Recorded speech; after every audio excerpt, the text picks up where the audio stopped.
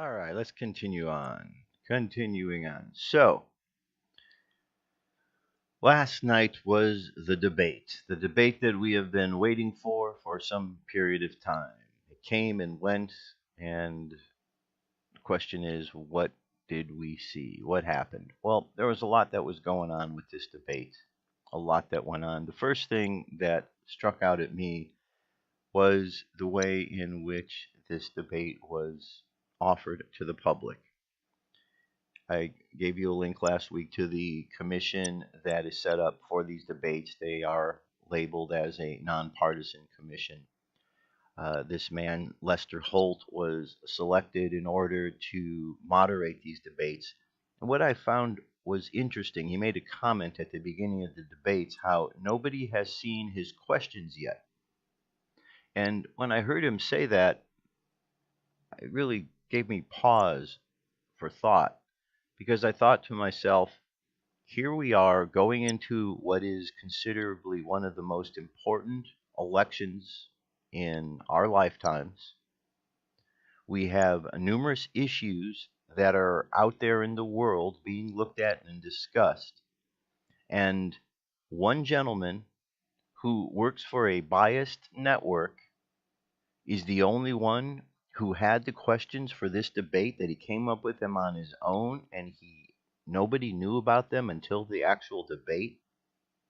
That seemed to be rather odd. It seemed that there should have been a little bit more input about what went on. And as the course of the debate went on, the questions that he asked seemed rather softballish. He didn't address any of the real issues. He never asked one question about the emails. He never asked one question about Benghazi. He never asked one question about the Clinton Foundation scandals. Three areas which should have been addressed, but not once by this moderator who came up with these questions on his own at the most important presidential debate of our lifetimes. He just ignored all of these issues as if he was not supposed to touch them. Just like James Comey wasn't supposed to touch the certain amount of evidence and other politicians aren't allowed to get to the truth, he seemed to be one of those falling in line. The question is, did this tactic work? I think personally that Donald Trump held his own during this debate. I saw that he was not only attacked by the moderator, but that Hillary Clinton, well, she was kind of mean. And she stood up there with this smug look on her face that just I don't want to have to see that look for 4 years. This woman is condescending. She talks down to people. She's obviously not a very nice person. So we heard the debates. We heard what came up. The results have overwhelmingly been in Donald Trump's favor. Here is his Twitter feed, and he's quite active. If you're not part of his Twitter feed, at Real Donald Trump is how you can join up and find out everything that's going on. But just some of the things that he's putting across. The number one trend on Twitter right now is Trump won. He's accurate about all of this. I won every poll last night except the CNN poll, which he's right. Here's some examples of some of the polls, and you can go there now and you look. The numbers have gone up even more. 75 to 24, Breitbart. Variety, 54 to 45. There's the new NJ, NewJersey.com, True Jersey, 56 to 39. The Hill, 59 to 36. Drudge Report, 80 to 20. CNBC poll, 61 to 39. Time Magazine, 59 to 41. Okay, even Newt Gingrich jumped in there saying that this was a historic victory for Trump. Okay, so if we jump over and we look at one of the polls here, here's CNBC this morning, 67%. Okay, what was it, 61 when I showed you before? So he had jumped up a little bit. Okay, so yeah, and then you've got Michael Moore, who is admitting that Donald Trump won, and you can read about him today. I'm sure you'll hear about him saying how Trump won this, and people need to prepare their minds for a Trump presidency because that's where it's going.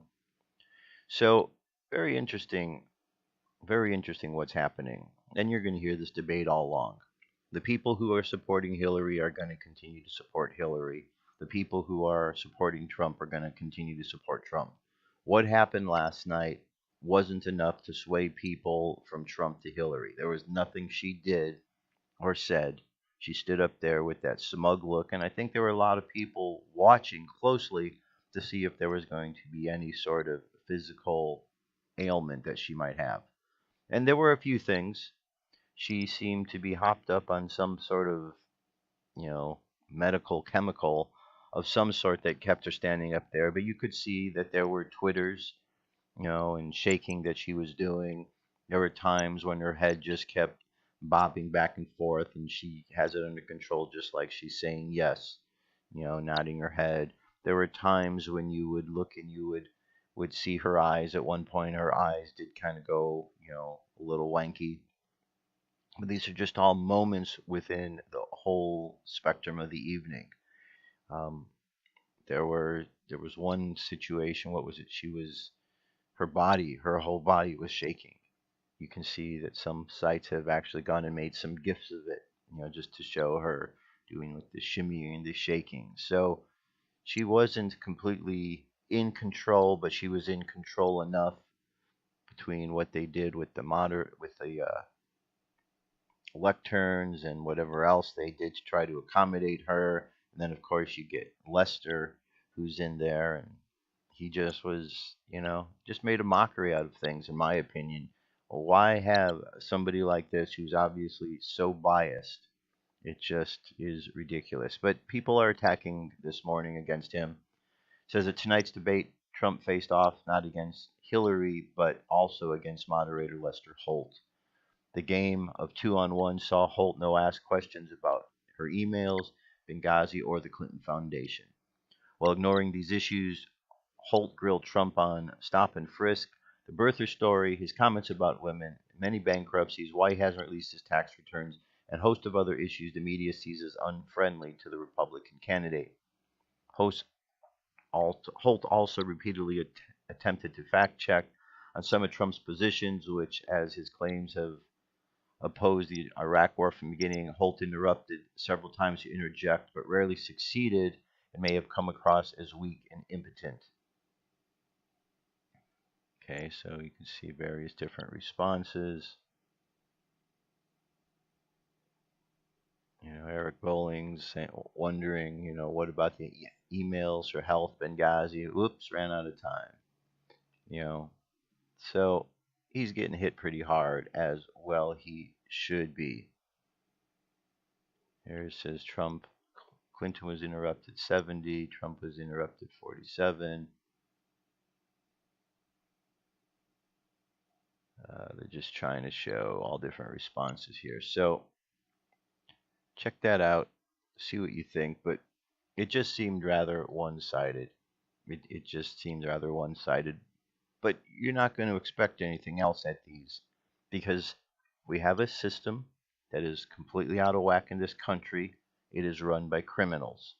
The criminals do not want to lose control of this system, so they are going to lie, cheat, and steal in order to make this happen. Now, when I was watching Hillary last night, I must admit one of the questions that came to mind was, are we really seeing Hillary? I was looking very, very closely. There's something in her smile that, when I look at it, makes me wonder if that is really Hillary.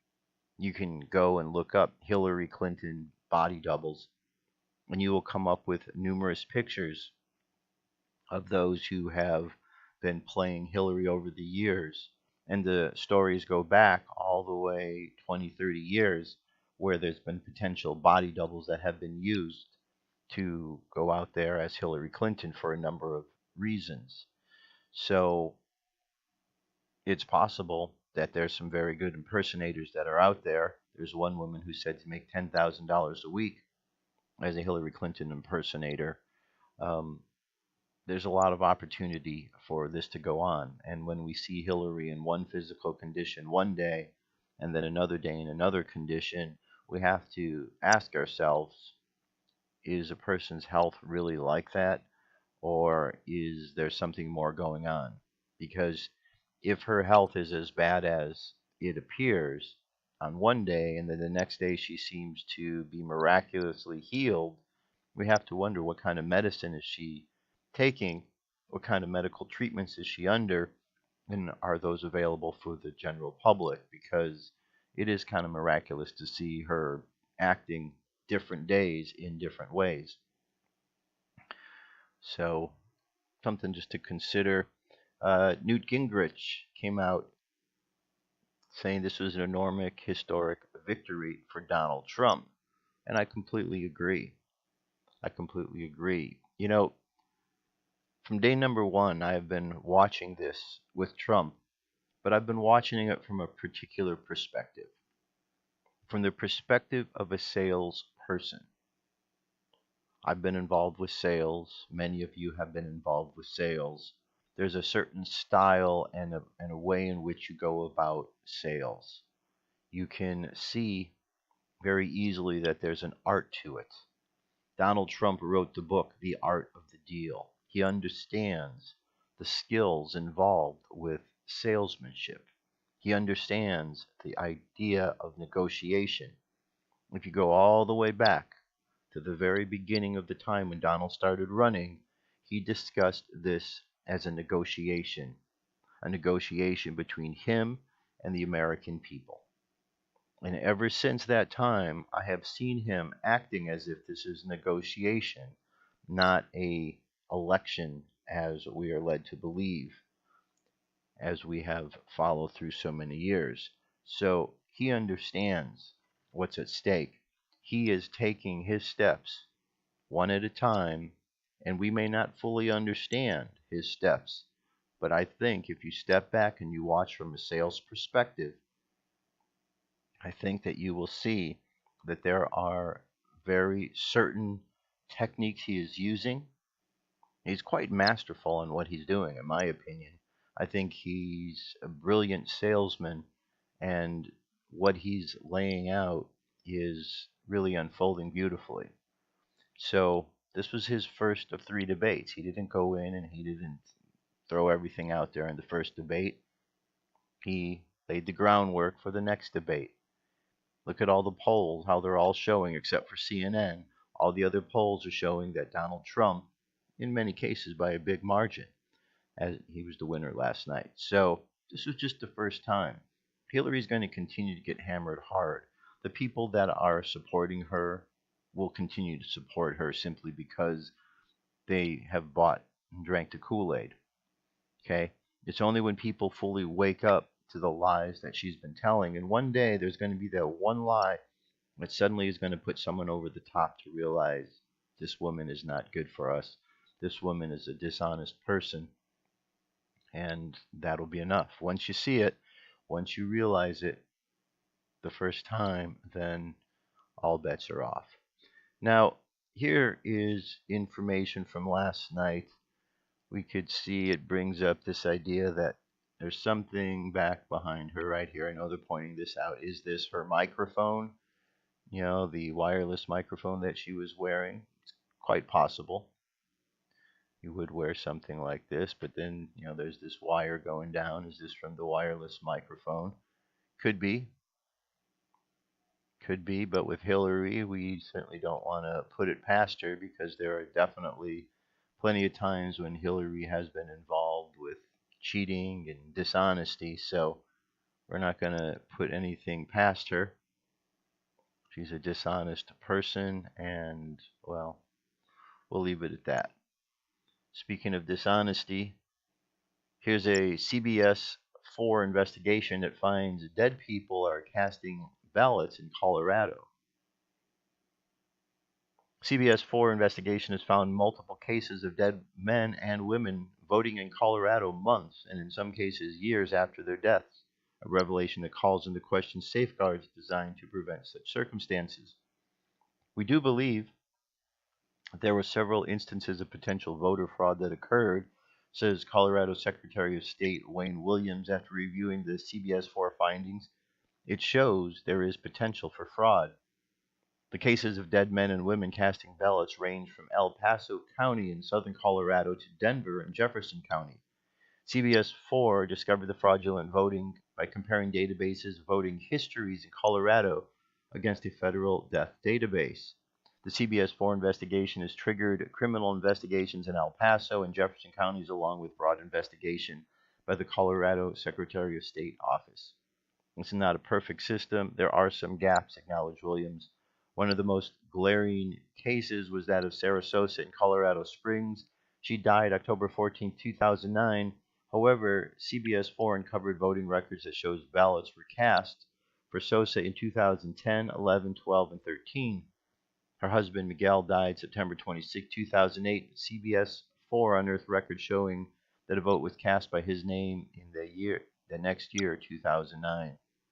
That's illegal, said El Paso County Clerk and Recorder Chuck Browerman, who called the CBS findings very serious. I was shocked and surprised by this, said Browerman. This cannot happen. We cannot have this here or any place in this country. Our democracy depends upon it. People have spilled their blood for the values and underpinnings and beliefs in this country. Okay, so there's more to it here, and the people who are questioned about this all say the same things. How unfair it is that someone who had died, in which case was a mother or a brother or a father or someone, how unfair it is that they died and now somebody is using their name in voting maybe against how the person who had died would have voted. That's not right. It's sort of like a scene from, what was it, Tommy Boy? No, it wasn't Tommy Boy. It was the other Chris Farley movie where his brother, was running for office. Chris Farley then was the one who discovered all the dead people that were voting for the woman, kind of similar to what's going on right now. So a lot of craziness going on with this political cycle. It's not over with yet. It is still more than a month away from the election. A lot can happen. Of course, we have the October surprise coming up. There's so much information that is yet to be released about this to be determined. The American people really need to open their eyes to the situation and understand. They have to stop playing along with, let's just go along to get along with this agenda that's being pushed, because this agenda that's being pushed is going to turn America into a country that is not what you think it is. If you think Obama has really changed things, Hillary's going to continue that process, and we're going to continue going further down the road in the wrong direction. You see, we've come to the point where we know we're going in the wrong direction. The question is, do we stop and turn around, start heading back the right way, or do we keep walking further for another 4 more years in the wrong direction? Then we're really in trouble, because then we've wandered really off in the wrong direction. The only way to right things is to turn around properly and make our way back to where we need to be. Because what's going on right now is not serving our country. If we're not seeing, if people on the whole aren't seeing the lies and the cheating and the scandals that are taking place, then they're either blind to the situation or they're allowing themselves to accept the situation because they agree with a little bit of what's going on. I mean, I know being out here in California, I hear people talk all the time, and there's a lot of people that vote for Hillary. It seems that the biggest thing that people have is because they grasp to one thing. Members of the gay community are grasping onto that she supports gay marriage, and they'll throw out all the other things that Hillary wants to do or say, but they just latch on. Oh, she's for gay marriage, therefore they're for Hillary. What about the fact that Hillary supports countries that want to kill homosexuals and then wants to bring those people here? They don't believe it. They don't believe it at all, because Hillary's for gay marriage, or Hillary's for women's rights. So you have all of the women who will vote for Hillary just because Hillary keeps saying she's a woman. She's a woman. but she takes money from countries that abuse women, and he wants to invite more of these people into the country who will potentially abuse women. Again, people are short sighted. If we look at all of the various policies that she has proposed, and you start to look at why people are supporting them, sometimes they make no sense whatsoever. It's like people aren't paying attention. This is important, my friends. Once this election occurs, we're going to either move in the right direction or we're going to continue moving in the wrong one. The wrong direction would be to continue following with the policies that we've followed the last 8 years, policies that have torn our country further apart, that have continued to grow this racial divide, that has continued to show this depleting military, that has continued to show the respect for police across this country is being undermined. We see the media has certainly been undermined. If we continue to move in this direction, Hillary Clinton wants to get rid of the First Amendment. She's going to attack that directly. Programs like this and other alternative media outlets and news agencies are probably going to be in jeopardy because Hillary is not going to want any of that information out there. Question is, you can't put all of this back in the bottle. The genie's out of the bottle. So even, let's say Hillary wins, people still know she's a liar, a cheater, and a thief. People still understand all of the things that she's done corruptly and are going to rebel against that. So obviously she's going to have to take some sort of actions against people to stop that. If Donald Trump wins, we're still going to have those who are going to be against some of his policies. However, there's a lot more for him than people realize, and I think that if it truly comes to the point where Trump wins, then we'll see a lot more people willing to stand up and admit that they are for Trump because they'll feel much more comfortable knowing that their guy won. So I think there's a lot to happen yet with this. I'm hopeful and confident that Trump is going to succeed in the end, that good will win out in the end. I don't see Hillary as being good at all by any stretch of the imagination. And when I hear stories about her connections in with things like witchcraft and the satanic principles and practices that you hear that are rumored about her, it just doesn't surprise me one bit because I don't see this as a very nice person. I see Hillary as an evil person, and a lot of people need to wake up to the evilness that she is because if they don't, it might be too late one day.